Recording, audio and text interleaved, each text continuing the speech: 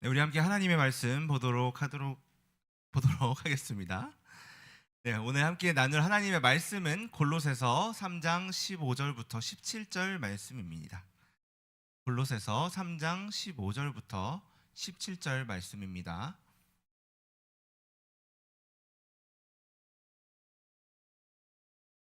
네, 한 절씩 교대로 읽고 마지막 17절은 한 목소리로 읽도록 하겠습니다.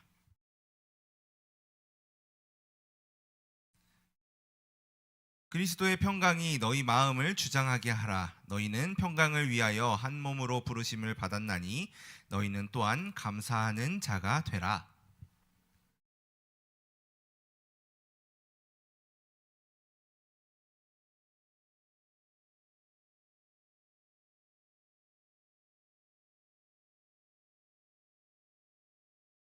함께 읽겠습니다. 또 무엇을 하든지 말에나 일에나 다 주 예수의 이름으로 하고 그를 힘입어 하나님 아버지께 감사하라. 아멘. 하나님의 말씀입니다. 네, 우리 친구들 오늘 같이 나눌 하나님의 말씀, 이 설교의 제목은 우리가 감사할 수 있는 이유예요. 친구들은 정확하게 1년 전에, 그러니까 2023년 11월 17일에 무슨 일을 하고 있었는지 정확하게 기억하고 있는 친구 있어요? 자고 있었어요? 무슨 날, 지금 학교 가는 날이었을 수도 있는데 자고 있었을까요? 네, 기억이 어렴풋이 나는 친구들도 있을 거예요. 그런데 정확하게 장소나 시간이나 그날 있었던 사건들, 만났던 사람들, 대화들 완벽하게 기억하는 친구들은 없을 것 같아요. 혹시 저는 다 기억할 수 있어요 하는 친구 있어요? 아, 있어요? 그 없을 거예요, 아마. 사람들은 매일매일 살아가면서 수많은 사건들을 경험하고 또 그것들을 기억하면서 살아가요.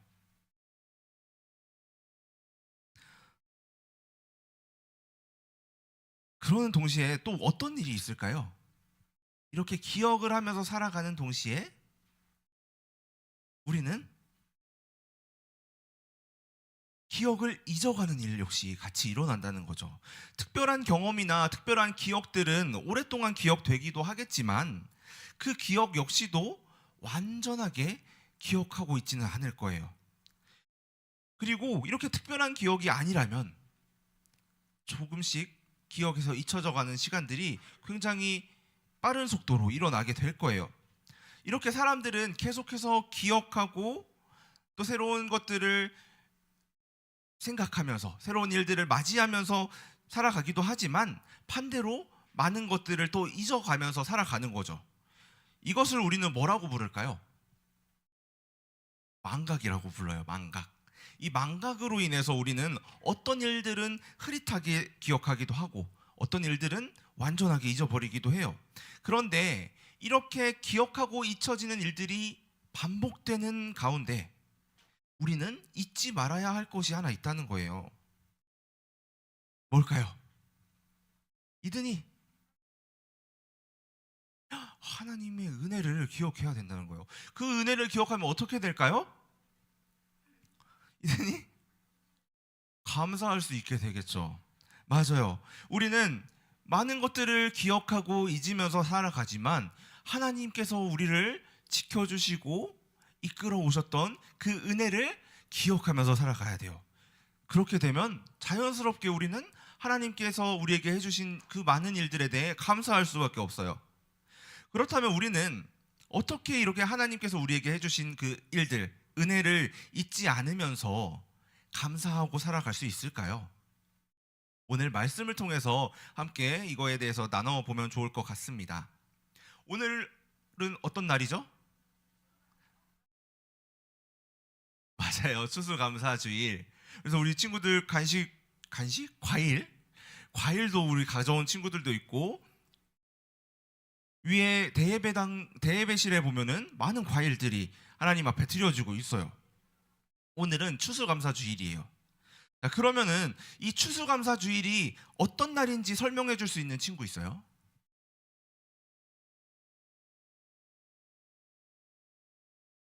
사회가 설명할 수 있다는 건가요? 아니에요. 네. 추수감사주일 저 설명할 수 있어요 하는 친구 혹시 네, 이든이 설명해 줄 수 있어요.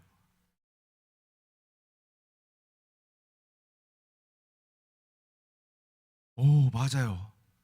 옛날에는 우리가 사람들이 어떤 일을 많이 했을까요?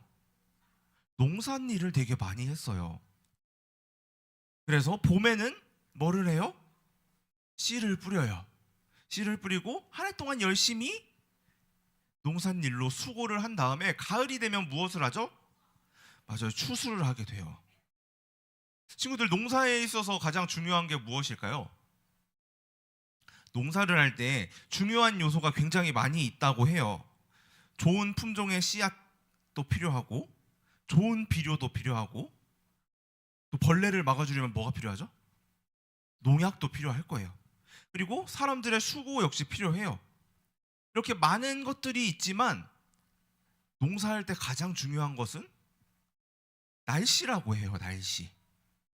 아무리 사람들의 수고로, 사람들의 연구와 개발로 좋은 품질의 씨앗을 만들어내고 땅을 잘 가꿔서 좋게 바꿔 놓고 또 좋은 비료를 주면서 또 수고하면서 농산일을 열심히 하지만 날씨가 좋지 않아서 햇빛이 충분하지 않다거나 비가 내리지 않아서 물이 부족하다거나 또 혹은 비가 너무 많이 내려서 이 곡식들에게 농사하는 이 밭과 논에 물이 너무 많이 들어가게 되면은 추수할 열매들이나 곡식들이 너무 적거나 혹은 상태가 좋아지지 않거나 아예 없을 수도 있다는 거예요. 그런데 이 날씨는 사람의 노력으로 할 수 있을까요? 날씨는 사람의 노력으로 할 수 없어요. 하나님께서 도와주시는 은혜가 있어야 된다는 거예요. 추수감사주일은 이렇게 1년 동안 농사를 짓고 추수할 수 있었던 모든 것들이 하나님의 은혜였음을 고백하면서 하나님께 추수한 곡식들, 과일들, 여러 가지들을 드리면서 감사 예배 드렸던 날이에요. 자, 꼭 농사에만 적용될까요? 우리 현대를 살아가는 현대 사람들에게는 예전만큼 농사에 대한 비중이 높진 않은 것 같아요. 그쵸? 우리 집 농사해야 하는 친구들 없잖아요. 그쵸?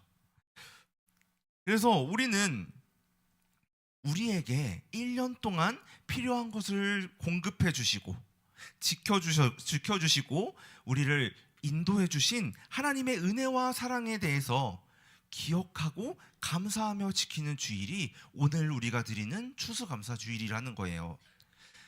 그럼 친구들은 올해를 돌아봤을 때 혹시 매일 기쁘고 매일 행복한 날들만 있었나요? 아니죠, 그렇죠? 분명히 감사한 일들도 있었겠지만 감사하기 힘든 일들이나 어려운 상황들이 친구들에게 있었을 수 있어요.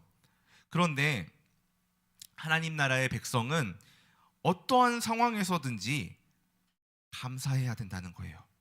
그러한 이유가 있다는 거예요. 우리 16절을 함께 읽어보도록 하겠습니다. 시작. 그리스도의 말씀이 너희 속에 풍성히 거하여 모든 지혜로 피차 가르치며 권면하고 시와 찬송과 신령한 노래를 부르며 감사하는 마음으로 하나님을 찬양하고. 예수님은 우리를 사랑하시기 때문에 반드시 죽을 수밖에 없는 우리를 죄에서 구원하시려고 사람의 몸으로 이 땅에 오셨어요.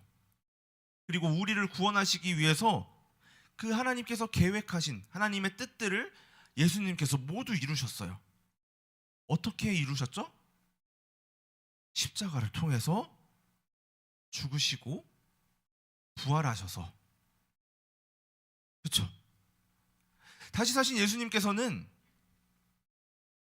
지금도 살아 계셔서 우리와 함께 하시고 우리를 향한 하나님의 뜻과 계획들을 이루어 갈 수 있도록 도와주고 계세요. 우리 스스로는 도저히 해결할 수 없는 죄라는 문제를 예수님께서 해결해 주신 거예요. 영원히 죽을 수밖에 없는 우리가 예수님을 믿기만 한다면 영원한 생명을 얻는 이 은혜를 받게 된 거죠. 바로 이 일이 예수님께서 우리를 위해 주신 구원이에요. 구원.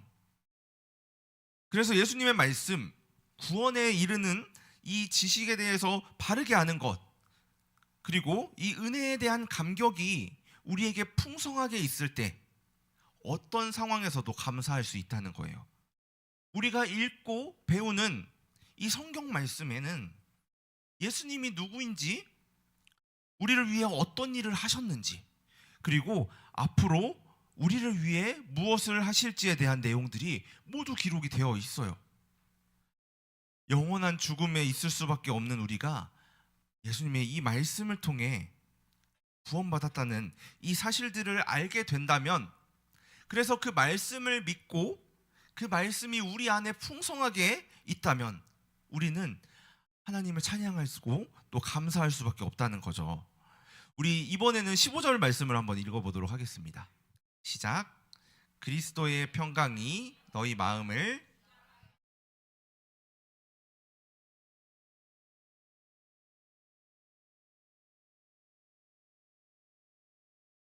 그리스도의 평강. 그리스도가 누구죠, 친구들? 예수님이죠. 예수님으로부터 오는 평안함이에요. 걱정이 없고 마음이 편안한 거예요. 예수님이 주시는 이 평강으로 우리의 마음을 주장하게 하라라고 말씀에 기록이 되어 있어요. 우리 친구들 지금 마음 상태가 어때요? 평안한가요? 아니면 혼란스러운가요? 우리 친구들의 마음을 전도사님이 다 알 수 없지만 우리 친구들이 지금 갖고 있는 마음이 어떠한 마음이더라도 그 마음이 영원히 지속되지는 않을 거예요. 계속해서 변하겠죠. 하루에도 몇 번씩 변할 것이고 또는 수십 번씩 변하는 친구들도 있을 거예요. 상황에 따라, 기분에 따라 계속해서 바뀔 거예요. 그리고 무엇보다도 내 마음인데도 내 의지대로, 내 마음대로 할 수 없다는 것을 느끼는 때들이 있었던 친구들도 있을 거고 앞으로 느끼게 되는 친구들도 있을 거예요.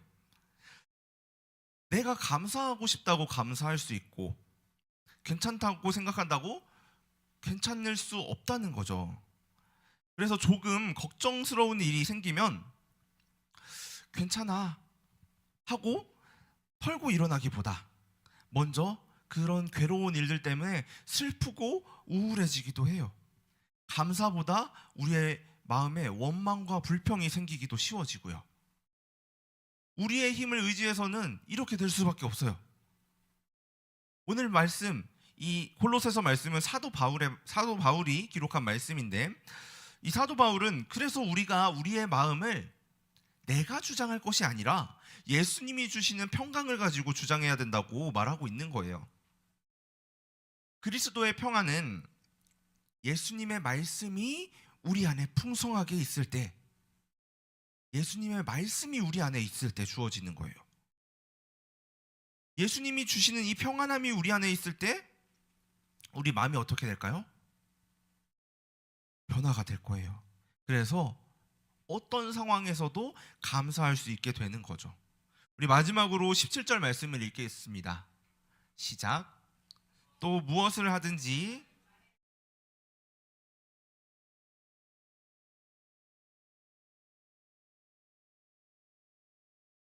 우리의 말이나 행동이나 누구의 이름으로 해야 된다고요? 누구의 이름으로? 예수님의 이름으로 해야 된다고 해요. 예수님의 이름으로 우리의 말이나 우리의 행동을 해야 된다는 것, 이것은 내 마음대로 하겠다는 뜻인가요? 아니죠. 우리가 예수님을 믿고 예수님을 의지해서 예수님께서 원하시는 대로 살아가야 된다는 거예요. 내 마음대로, 내가 하고 싶은 대로 말하고 행동한다면 그것은 예수님을 믿고 의지하는 사람들의 모습이 아닐 거예요. 예수님을 믿고 의지할수록 우리 안에 그리스도 예수의 말씀이 풍성하게 될 것이고 예수님이 주시는 그 평안함이 우리의 마음에 들어와서 우리를 다스리게 될 거예요. 그러면 어떻게 될까요? 어떤 상황에서도 감사할 수 있게 되는 거예요. 예수님으로 인해서, 예수님으로 인해서 하나님께 감사하며 살아가는 하나님의 백성들의 모습으로 살아갈 수 있다는 거죠. 어떤 상황에도 무슨 일에도 누구를 만나더라도 하나님께 감사할 수 있는 것 누구 때문이라고요? 예수님 때문이라는 거죠. 오직 예수님 때문에, 예수님으로 인해서 이러한 것들이 가능하다는 것을 기억하며 하나님께 감사하는 친구들이 되길 바랍니다. 사랑하는 초등부 친구들, 우리 한번 상상해 봤으면 좋겠어요. 우리 마음속에 온도계가 하나 있는 거예요. 예수님에 대한 감사의 온도를 표시해주는 온도계가 하나 있어요. 자, 1도부터 100도까지 표현하고 있는 온도계예요. 우리 친구들 한번 상상해 보세요. 내 마음에 이 온도계는 몇 도를 가리키고 있을까요?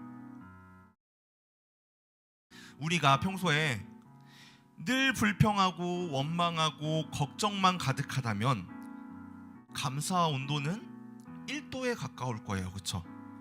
그러나 어떤 상황이 나한테 다가오더라도 예수님의 말씀으로 내 마음이 풍성해지고 예수님이 주시는 평안함이 나에게 있다면 이 온도는 점점 더 뜨거워져서 100도에 가까워질 거예요.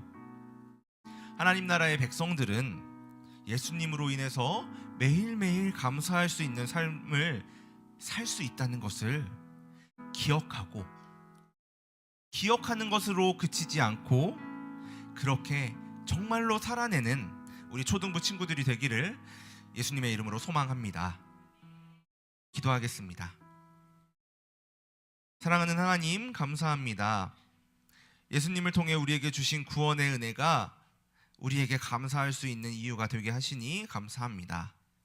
하나님이 주신 선물과 같은 하루하루를 살아갈 때에 우리의 마음에 예수님의 말씀이 풍성해지게 하시고 예수님이 주시는 평안함이 우리 마음을 주장할 수 있도록 도와주세요. 그래서 날마다 어떤 상황 속에서도 하나님께 감사하며 살아갈 수 있는 우리 친구들 될 수 있도록 인도해 주세요. 우리의 감사의 이유가 되시는 예수님의 이름으로 기도합니다. 아멘.